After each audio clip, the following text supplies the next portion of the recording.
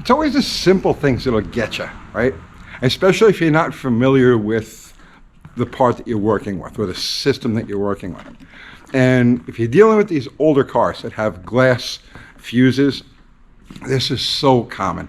And it's a universal, doesn't matter Ford, Chrysler, GM, AMC, any of these cars that have the traditional glass fuses, well, you're eventually gonna come across this because the fuse box is open to the atmosphere and you've got the stainless ends of the glass fuses and the copper contacts, that they squeeze into. Eventually, that will corrode, the corrosion will form there. So I'm getting ahead of myself. I set up a demonstration, so we'll go over to the table and do that. But I just fixed the swinger, and there's no way I could have filmed what I was doing on it because I was up underneath the dashboard in a very cramped, miserable place. So I'll just recap it all for you, and I'll show you on a spare dash harness that I have over on the table. So I noticed a couple of weeks ago, a month ago, that the halfways and the tail lights were dim, right? At night, obviously they're kind of dim now because, we get the lights on in the shop. But I noticed that the lights were getting kind of dim. And I said, all right, all of these things have individual grounds. So I know it's not a ground problem, all of the grounds go bad at the same time. So I says, I knew the problem was going to be in the fuse. So then yesterday, poof, I have nothing. No taillights, no halfways or anything like that. So what happens is, with these older cars with the glass fuses, moisture will get, just the humidity in the air, will get between the stainless on the end of the glass fuse and the copper contact. And then over time, just like a rust bubble, you know how a rust bubble will push the paint away or separate metal? Well, the corrosion will form on the copper and start to push the fuse away. And as the fuse gets pushed away, the contact gets less and less, and that's where you start getting your dim lights. And then eventually it corrodes so badly that it no longer makes contact. This is the kind of thing, like I said, it's so common. This happens, it's like a universal problem. But I've seen so many wiring harnesses butchered and so many workarounds when it was just this. Sometimes it'll fool you because you'll go to take the test light, you'll take a test light, and you'll jump out the fuses. First you'll look at the fuse and you say, well, it's not blown. You take your test light, you got power on one side, you got power on the other side if you're touching just the fuse itself. But if you go to the next step and you touch the contact next to the fuse, you'll see that you've only got power to one side, but it's not being transferred to the other. And that's because of that corrosion.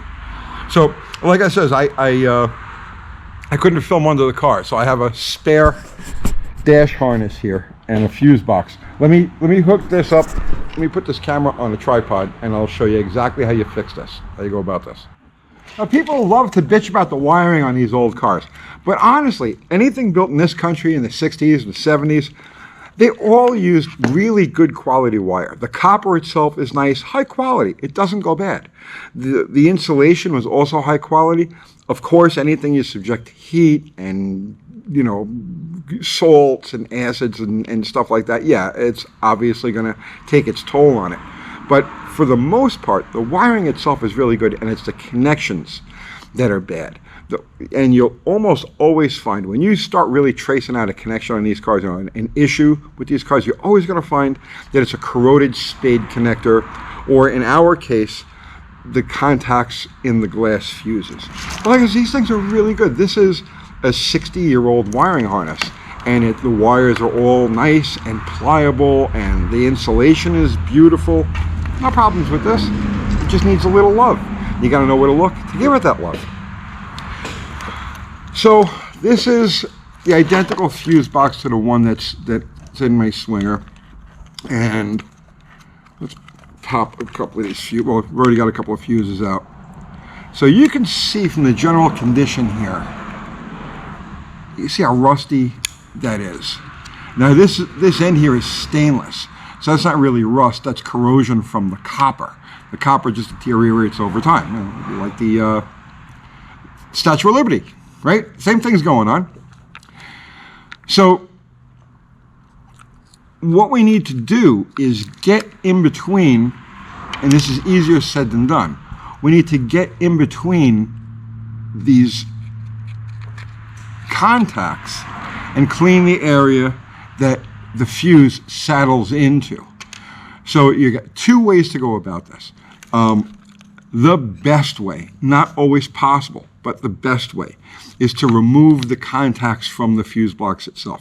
Now on these, here I've already pulled a couple of these out. I can show you how you do this. So if you look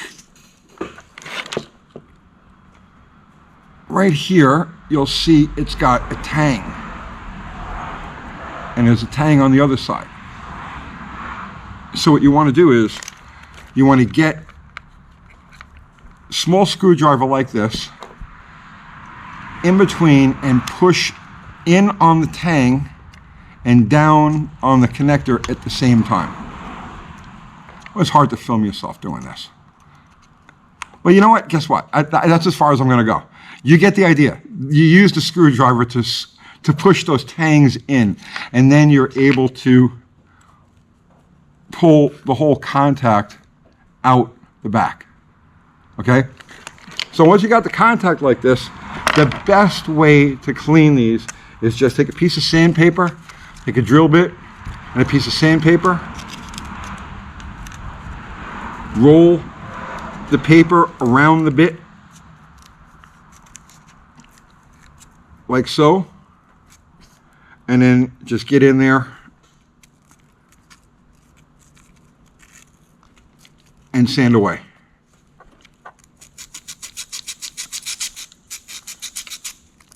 Look how much corrosion is coming off of that. So this is the best way to do it. Obviously, you can't do this while the contact is still in the box, and that's why I say remove it. Now the other way, and the way I just used on the swinger, is a little Dremel. So this is a tip that I've used before. There's thousands of different tips for these things. This one, it's a very barbaric, medieval looking, but this is the one that I've used to clean these in the past, and it works just fine. So with the contact still in the fuse box, you just take your Dremel or a similar tool with whichever end is going to work for you. And give it a little more speed.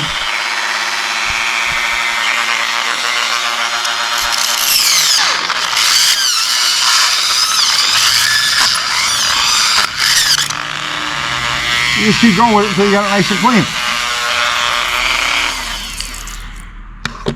Now, to keep it from corroding in the future, you got a nice clean surface here now, and you're going to clean your fuse or put a new fuse in when you go to reassemble it. You want to use just a little tiny bit of dielectric grease, not too much, because remember, dielectric grease does not conduct electricity. I've seen people smear this shit all over electrical connections and then wonder why it's like not making, No, you don't want to smear it. All you want to do is just put the lightest film on the surface of the contacts or on the fuse as you're putting it in, and it'll scrape away enough of the grease to make contact, but the grease will fill into those pores and it'll keep the corrosion from reoccurring. So after you've got it all cleaned and ready to put back together again, just the slightest smear of dielectric grease, and you shouldn't have this problem again for another 50 or 60 years. I hope you got something out of that. I'll see you tomorrow.